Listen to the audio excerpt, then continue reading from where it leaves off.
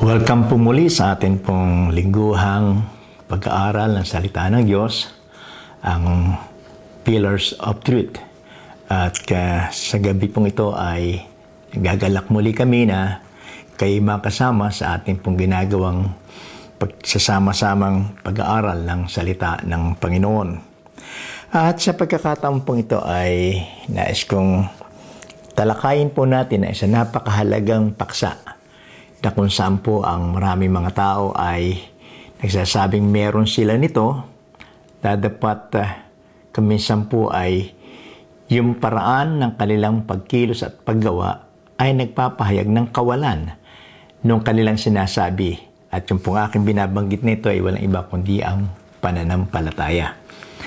Meron po kasi ang narinig na nagsabi ng ganito na sabi niya ay lahat ng tao ay may pananampalataya. Subalit hindi lahat ng pananampalataya ay nagiging katanggap-tanggap sa ating pong Panginoon.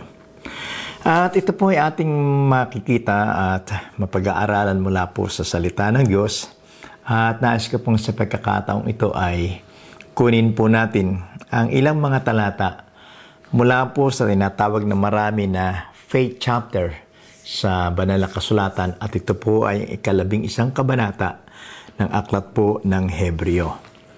Kaya nga sa pagkakataon pong ito, samahan po ninyo ko sa ating pong ginagawa na pag-aaral at pagbubulay-bulay ng salita ng Panginoon dito po sa 11 kabanata ng aklat po ng Hebreo. Babasahin po natin ang talatang 1. Ang sabi po ay ito sa wikang Ingles muna at pagkatapos po ay ating pag-aaralan ito.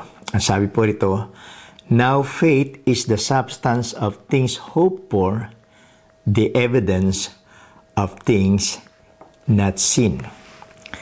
Ang sabi po rito, ngayon ang pananampalataya ay ang katunayan ng mga bagay na inaasahan. At ang sabi po ito rin ang katiyakan ng mga bagay na di natin nakikita. Alam po niyo mga ginigili kong tagapanood, tagapakinig po ng ating palatuntunan ito sa Pillars of Truth.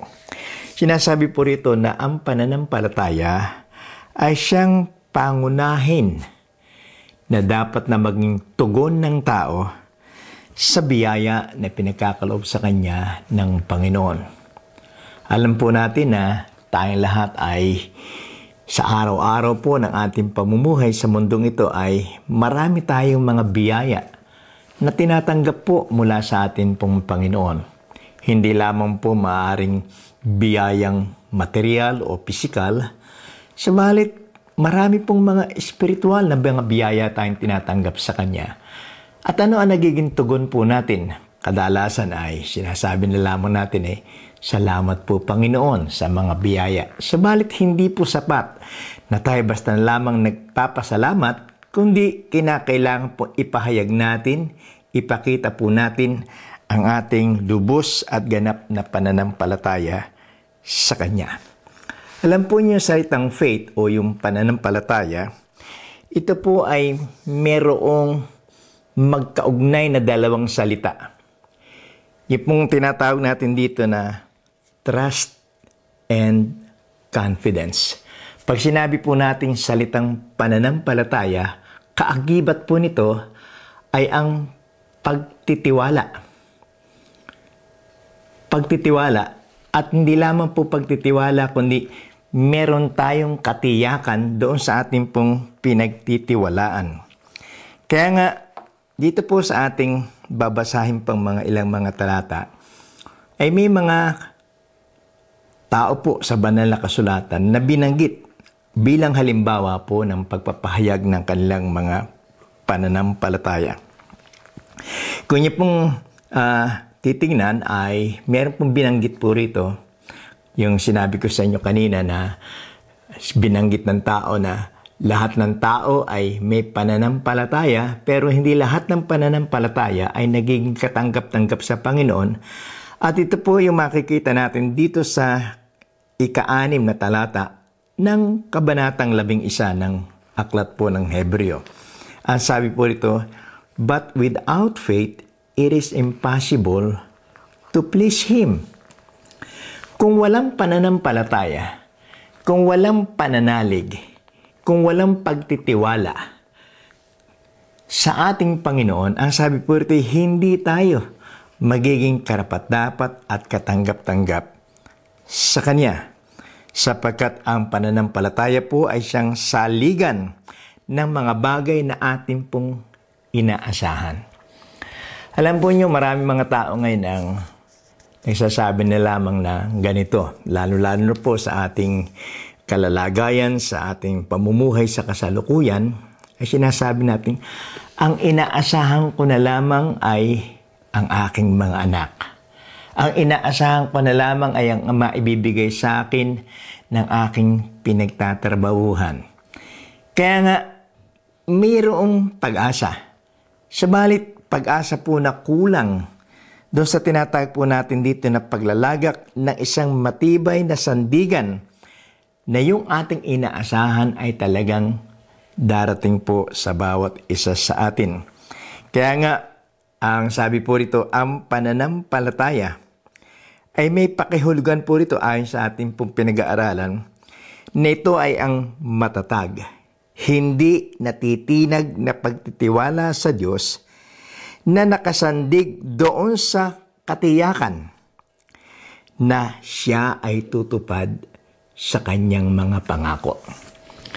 Ang mga tao po ngayon ay siguro kayo man na nakakapanood ng programang ito ay nakaranas na meron kayong pinagtitiwalaan, meron kayong inaasahan, subalit mga inaasahan po na tumanggap lamang ng kabiguan. Kaya nga sabi po rito sa ating binabasang ito, ang pananampalataya ay yung matatag, hindi natitinag na pagtitiwala sa Diyos na nakasandig doon sa katiyakan na ang Diyos ay tapat sa kanyang mga pangako. Kaya nga po, pagtiwalaan natin ang Diyos. Sa kabila ng ating nakikita po na parang kawalang kasiguruhan sa ating mundong ginagalawan sa kasalukuyan, pagtiwalaan natin na ang Diyos ay may gagawin sa atin. Pagtiwalaan nyo na ang Diyos ay merong gagawing himala sa inyong buhay. Manampalataya kayo na ang Diyos ay merong pagpapagaling, merong pagbibigay ng mga pangangailangan natin sapagkat siya na nangako sa atin ay tapat. Kaya nga anuman po ang pangangailangan niyo sa mga sandaling ito, maring may karamdaman ka, maring mabigat ang problema mo sa buhay at nakikita ko na maaring may mga bagay na gumugulo sa iyong isipan at sa pagkakataong ito magtiwala ka na may gagawin ang Diyos. Pwede po bang manalangin tayong magkakasama? Tayo po'y manalangin. Salamat po, O Diyos, sapagkat sa paksa na aming pinag-aaralan tungkol sa pananampalataya, meron kaming inaasahan, meron kaming katiyakan na ikaw na nangako sa amin ay tapat at ang pinangako mo, Panginoon, ay magkakaroon ng katugunan. Salamat po sapagkat hindi ka tao na bumibigo, kundi ikaw ay isang Diyos na makapangyarihan na sa sandaling ito, sa mga nanonood na may pangangailangan, ikaw ang tutugunoon sapagkat naniniwala kong ang kanilang pananampalataya ay nakasandig doon sa nangako, Diyos na hindi sinungaling, kundi Diyos na tapat sa kanyang mga salita. Salamat po, O Diyos, pinupuri ka namin at nalalaman ko na meron ka ng ginagawa sa buhay na nakakapanood ng programang ito ng Pillars of Truth. Salamat po, O Diyos, itinitiwala ko sila sa inyo. Huwag mo po silang pababayaan. Ito po ang aking dalangin na may pananampalataya sa pangalan po ng aming Panginoong Hesus. Amen. Kaya nga salamat po at naniniwala kami na patuloy kayong sumusubaybay sa ating pong palatuntunan ito na Pillars of Truth.